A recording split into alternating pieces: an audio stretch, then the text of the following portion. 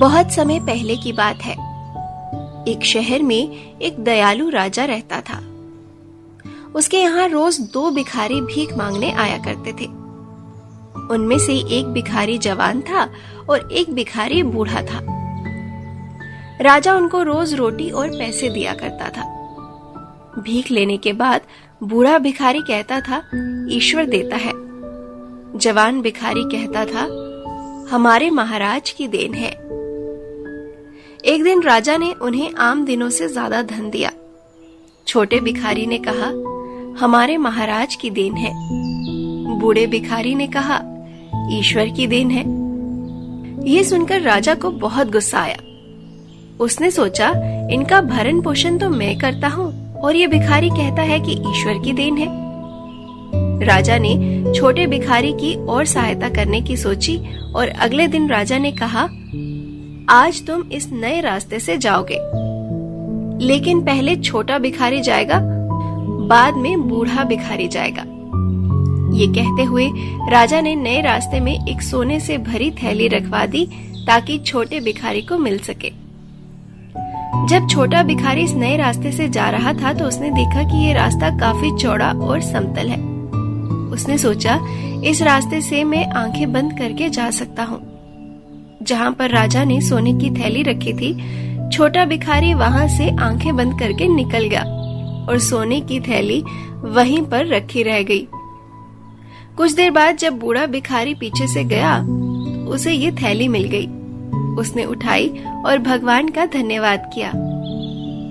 अगले दिन जब भिखारी फिर राजा के पास गए तो राजा ने छोटे भिखारी को देखते हुए बोला, आपको मेरे भेजे हुए रास्ते में कुछ मिला कि नहीं?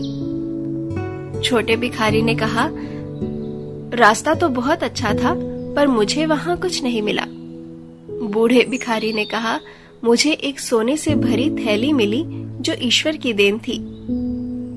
राजा ने अब सोच लिया कि वो बूढ़े वाले भिखारी को ये दिखा के रहेगा कि वो उसका असली पालन करता है।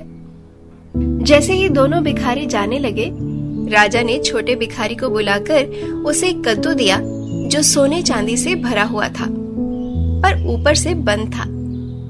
भिखारी ये नहीं जानता था कि ये कद्दू सोने चांदी से भरा है। रास्ते में एक दुकान में उसने ये कद्दू बेच दिया।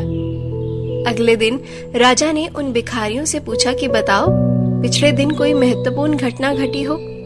छोटे भिखारी ने कहा, महाराज, जो कद्दू आपने मुझे दिया था वो मैंने एक व्यापारी को बेच दिया, जिससे मुझे थोड़ा सा धन मिल गया। राजा को बहुत गुस्सा आया, पर राजा ने अपने गुस्से को जाहिर नहीं किया। उसने बूढ़े भिखारी से कहा, क्या तुमने भी पहले से कुछ ज्यादा कमाया? बूढ़े भिखारी ने कहा, बिल्कुल कमाया है। जैसे ही मैं जा रहा था, एक व्यापारी ने मुझे एक कद्दू दिया। जब घर जाकर मैंने कद्दू को चीरा तो उसमें से सोने चांदी के सिक्के निकले। उसने कहा, ईश्वर देता है। इसीलिए कहते हैं कि ईश्वर की मर्जी के बगैर कुछ भी नहीं होता। अभी आप सुन रहे थे दादी नानी की कहानियों से एक कहानी, ईश्वर देता है। गाथा में इसे आपके लिए प्रस्तुत किया शिवानी आनंद ने।